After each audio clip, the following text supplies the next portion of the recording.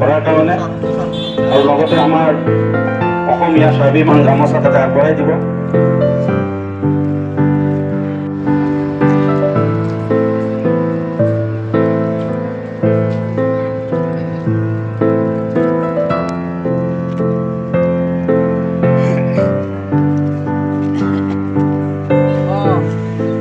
সুন্দৰ নিদৰ্শন, কোনোবাই দোৱা মাগিছে, কোনোবাই প্ৰাৰ্থনা কৰিছে।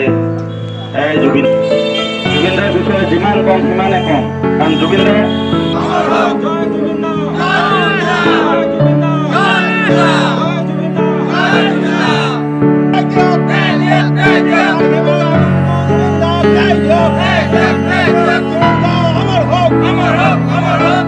কি কম, কাৰণ আজি আমাৰ ইছলাম ধৰ্মাৱলম্বী লোকসকলৰ ঈদ উল ফিতৰ খুব পবিত্ৰ তথা আমাৰ খুব আজি আমাৰ ফূৰ্তি তথা আনন্দৰ দিন।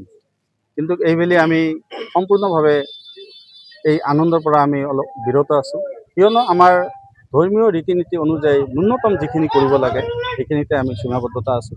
কাৰণ আমি এমাহ জোৰা ৰোজা ৰাখিছোঁ।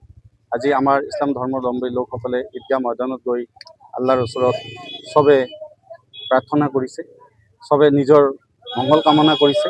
আমিও গৌৰীপুৰ ১ নং ৱাৰ্ড ছুপাৰ মাৰ্কেট ঈদগাহ উদযাপন সমিতিয়েও নিজৰ কাৰণে, গোটেই পৃথিৱীৰ কাৰণে দোৱা মাগিছোঁ। লগতে আমাৰ অসমৰ বা গোটেই ভাৰতৰ, গোটেই বিশ্বৰ মহান শিল্পীগৰাকীৰ প্ৰতি, জুবিনদাৰ প্ৰতি আমি দোৱা মাগিছোঁ যে জুবিনদাই অমৰ হওক, জুবিনদা য'ত আছে স্বৰ্গবাসী হওক, জুবিনদাৰ প্ৰতি হোৱা অন্যায়ৰ সুবিচাৰ হওক। সেই মৰ্মান্তেৰে আমি আজি ঈদৰ নামাজ পঢ়িছোঁ, কিন্তু আমাৰ মনত এটা দুখ আছে। এই দুখৰ বহিঃপ্ৰকাশ হিচাপে আমি ইয়াত ৰাজহুৱা শ্ৰদ্ধাঞ্জলিৰ আয়োজন কৰিছোঁ, আৰু ইয়াত আমাৰ জাতি বৰ্ণ নিৰ্বিশেষে সকলোৱে আগবাঢ়ি আহিছে, সবেই শ্ৰদ্ধাঞ্জলি দিছে, জুবিনদাৰ প্ৰতি শ্ৰদ্ধা জ্ঞাপন কৰিছে, আমিও শ্ৰদ্ধা জ্ঞাপন কৰিছোঁ। আমি ঈদৰ ফূৰ্তি হিচাপে আমি এইবেলি কোনো ধৰণৰ তেনেকুৱা কাৰ্যসূচী ৰখা নাই। জাষ্ট খালি আমি নিয়ম যিখিনি কৰিব লাগে, ধৰ্মীয় নিয়ম, এইখিনিয়ে কৰিছোঁ। আৰু জুবিনদাৰ প্ৰতি আজি এই ৰাজহুৱা শ্ৰদ্ধাঞ্জলি। এইটো মেছেজ চাওক, প্ৰতিটো বস্তুৰে ক্ৰিয়া প্ৰতিক্ৰিয়া। জুবিনদাৰ মৃত্যুটো এটা বহুত অন্যায় হৈছে, কাৰণ জুবিনদা সাধাৰণ মানুহ নহয়, ঈশ্বৰপুত্ৰ বুলি যাক অভিহিত কৰা হয়, যাৰ মায়াবিনী গীতে বৰ্তমান সমাজত এটা প্ৰাৰ্থনাত পৰিণত হৈছে। মানুহে ভগৱানৰ ওচৰত প্ৰাৰ্থনা যেনেকুৱা কৰে, কৰি যি আত্মশান্তি পায়, আজি মায়াবিনী গীত গালে অন্তৰত তেনেকুৱা এটা পৰিলক্ষিত হয়।